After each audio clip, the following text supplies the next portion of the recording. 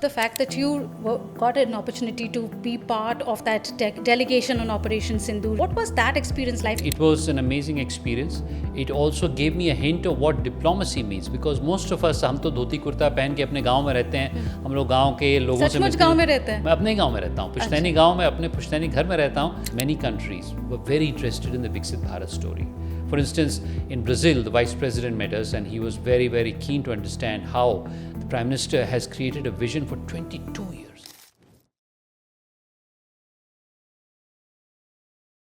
Hello and welcome to the Statesman Talk. I'm Ananya Dasgupta. On this episode, we are joined by Shashank BJP MP from Deoria in Uttar Pradesh. Thank you so much for joining us on Statesman Talk. My pleasure. You're a first-time MP in Parliament. You've completed 1 year, in fact, in Lok Sabha. You come from a family with a strong legacy of public service. What's this first year been like? What has been the most surprising thing that you found in Parliament that you didn't expect possibly? It's been a very enjoyable and fulfilling year because the expectations of 20 lakh voters and 28 lakh citizens is something which can become a burden or it can inspire a person. And I think in my case, it has inspired me, especially because my family's always felt that the nation comes first, service of society is very important. Therefore, it has given me new energy.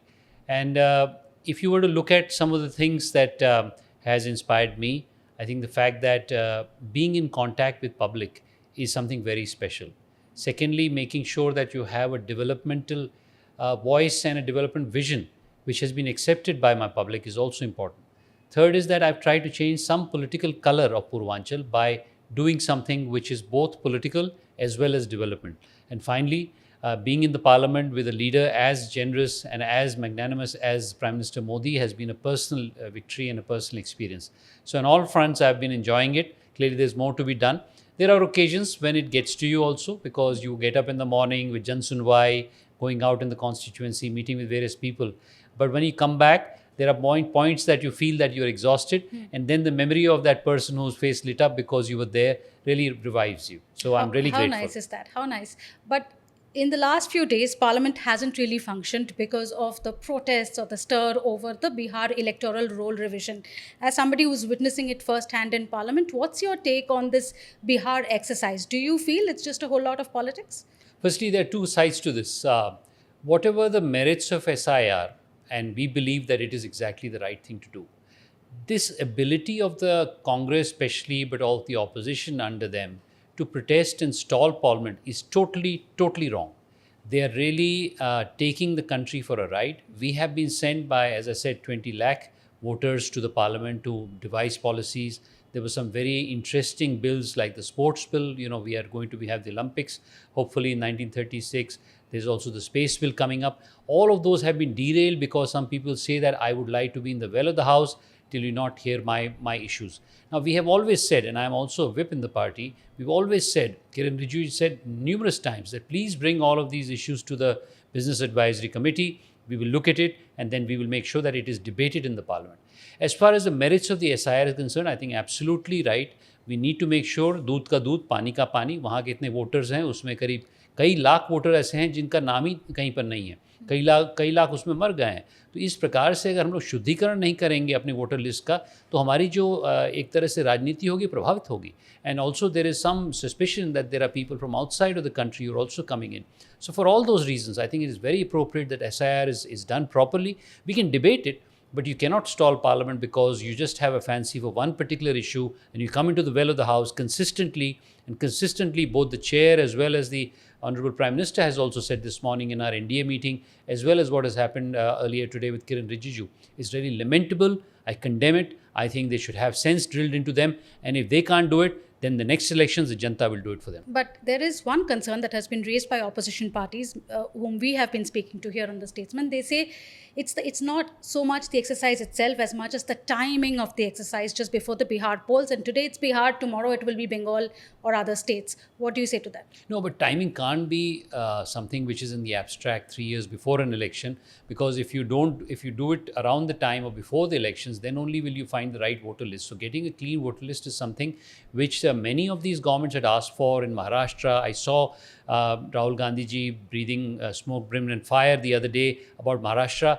on the same issue. So now we are saying that let's get the voter list right. There is nothing wrong with it, and doing it too far ahead of an election again corrupts it because others may insert themselves again into it. So I think the timing is absolutely right. Let's talk about the fact that you got an opportunity to be part of that delegation on Operation Sindoor. You traveled, I think, to the Americas. Yes. What was that experience like? Any particular takeaway for you personally from representing India, taking India's message against terror to the world? Firstly, it's a great privilege that the Prime Minister, Kiranji, and other people chose me for this delegation. And it's also a great privilege to be part of one of the more important and the lengthiest delegation, which went to Guyana, which went to Colombia, which went to Panama, Brazil, and United States. And especially the United States, where we spent 3 days at a time where things were a bit tense before that. So I would say that it was an amazing experience. It also gave me a hint of what diplomacy means, because most of us, हम तो धोती कुर्ता पहन के अपने गांव में रहते हैं, हम लोग गांव के लोगों से मिलते हैं। गांव में रहते हैं? मैं अपने गांव में रहता हूँ, पुश्तैनी गांव में, अपने पुश्तैनी घर में रहता हूँ, जहाँ मेरी अम्मा भी आई थी बहुत सालों पहले। उनका जब शादी हुई थी तब हमारा घर बना था, उसी घर में रहता हूँ, और मेरे घर के पास एक बहुत बड़ा बरगद का पेड़ है। तो उस गाँव से मैं एक तरह से वाशिंगटन DC चला गया। So this was an amazing experience for me. I think what struck for me is that Sindoor had to be explained by us in no uncertain terms, which we did. What also helped us a great deal was Shashi Tharoor's leadership. He's a diplomat. He has spent 29 years in the UN, and the other members of parliament who were with me were also very eloquent and very effective. So I think wherever we went, we said 2 or 3 things about Sindoor, and 2 or 3 things about Viksit Bharat, and 1 or 2 things about Pravasi Bharat. So 2 or 3 things about Sindoor was, firstly, we have never done anything which will affront any nation on our borders. But if anyone even looks towards our citizens, in this case 26 were killed, then we will make sure that the perpetrators are punished. This was not a war against Pakistan as much as a war against terrorists. And we simplified that and we signaled that by going to the 9/11 war memorial, or what is known as 9/11 memorial in New York, to make sure that people understood that this is not just an Indian problem, it's a global problem. People have forgotten about it, but we have suffered this for the last 37 years since Pakistan understood that it can't beat us in conventional warfare.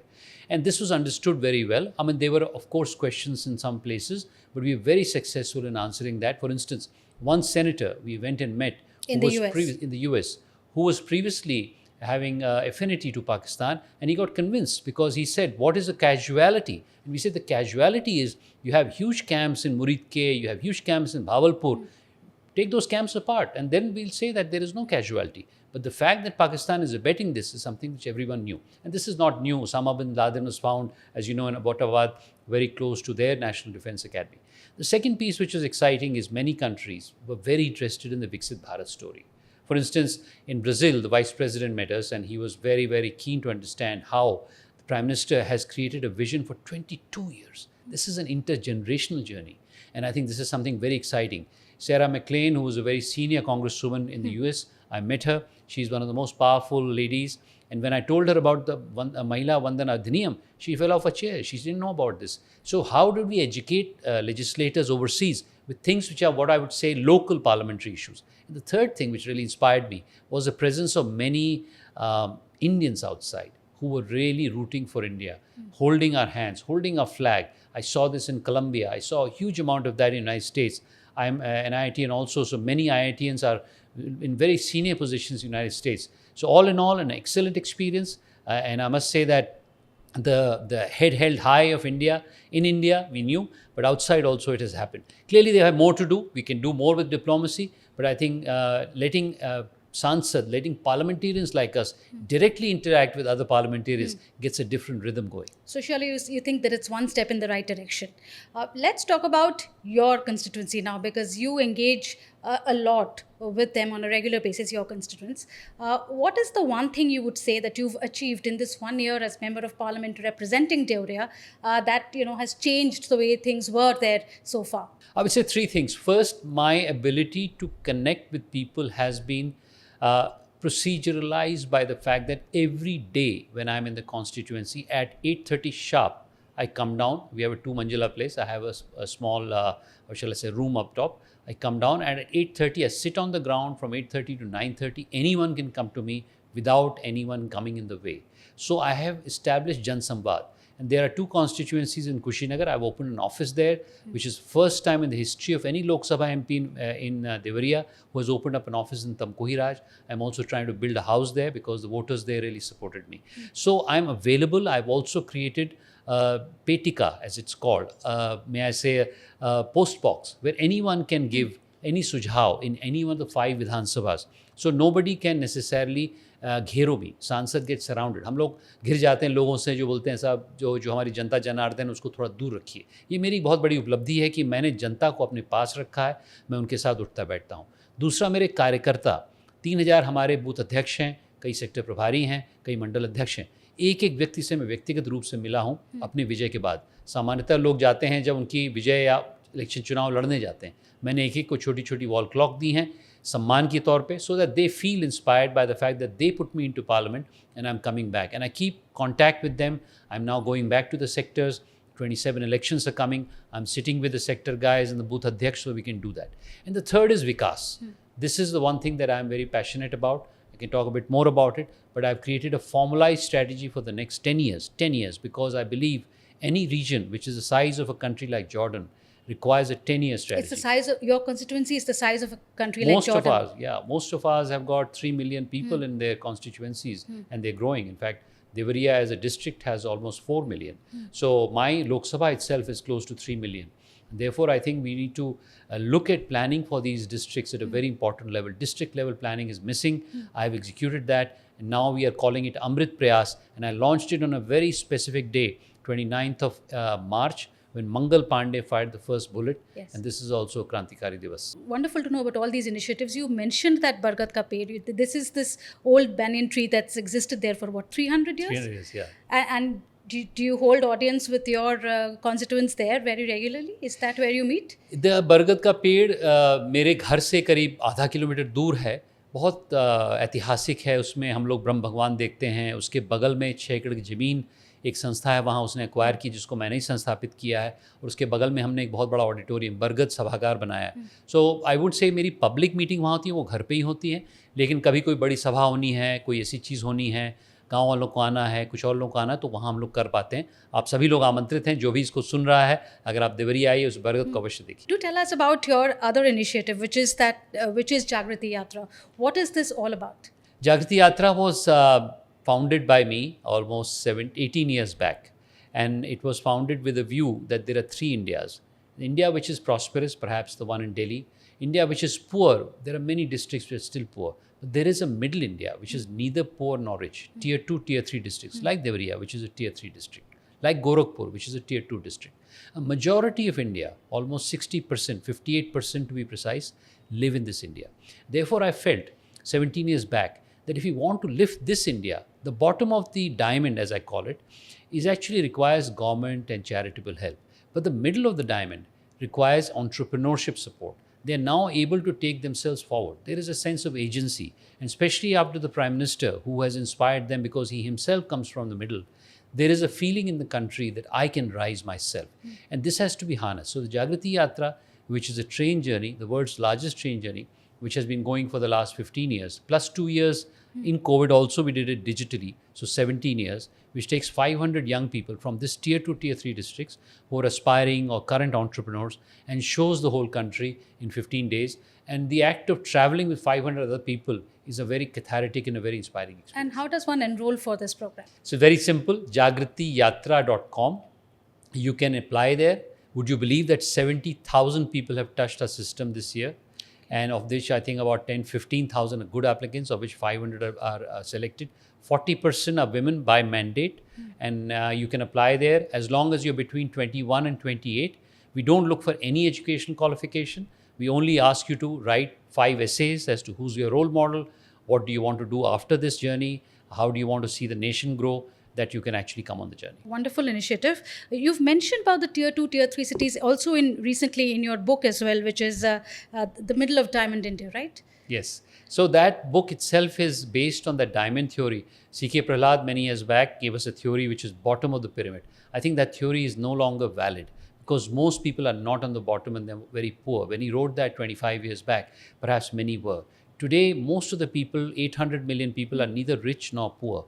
800 million people meaning 10% of global population in India, which is enabling themselves to go up. And this is what this book is about. How do we go to those districts?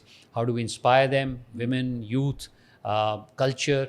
So there are many aspects that I've covered in this book, and it has been a very, very well received book. It's been published by Penguin, and the Hindi version of that is called Amrit Kal Ka Bharat, Udyamita aur Bhagidari se Rashtra Nirman, which is also done very well. You're doing a lot of out of the box thinking. I read recently that you addressed your people in Bhojpuri. Was that right? There was a video that went viral and it was shared widely. How important do you think is the usage of local language for our politicians to connect, language plus dialects, to connect with people across India? This is a central theory about Middle of Diamond.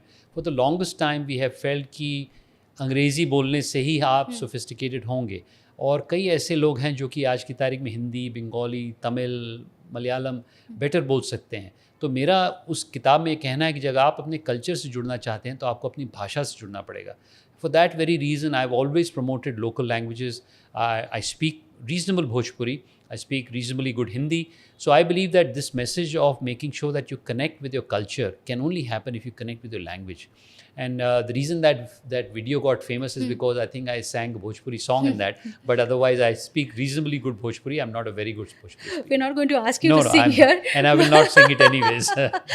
But in the end, you've had a fascinating journey. You've gone to IIT Delhi. You're a graduate of IIT Delhi. I think you're very interested in sports. You've been a sports person yourself. You've worked in the corporate sector. Now you've moved into politics. What's your vision for the next 5 years? You've completed a year as Member of Parliament. What's your vision now for the next 5 years? So, firstly, I would say that my ability to bring together different points of view emerges from the fact that I have those 4 or 5 experiences. Now I'm in public life. I have been the founder of a very impressive charity. I was in the corporate sector for 15 years. I actually used to manage offshore drilling rigs for 7 years in places as different as Yemen, Scotland, and other places. I am, as you said, a good sportsman. Even today, every day I go to the gym without fail. So I think that this allows me to harness different lines of thinking. My Hindi ability to read and write, my ability to converse in Bhojpuri, and my interest in Sanskrit also. So I hope that this perspective is put to the service of the nation. Because for the next 25 years, we have a once-in-a-lifetime opportunity to create something which is nothing short of a renaissance in growth of the largest democracy and the largest, I would say, nation now on the planet.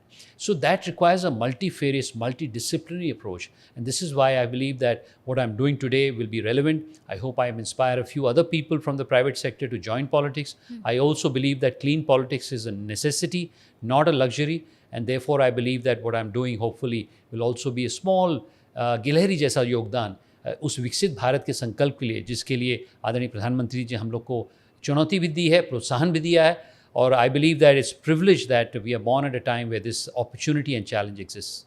I wish you all the best for all those endeavors. Thank you very much for joining us on Statesman Talk. Thank you. That's it then on this episode of the Statesman Talk. Do let us know what you thought of this episode. Don't forget to like, share, subscribe. Also, we come to you from the House of the Statesman, which is one of India's oldest English newspapers.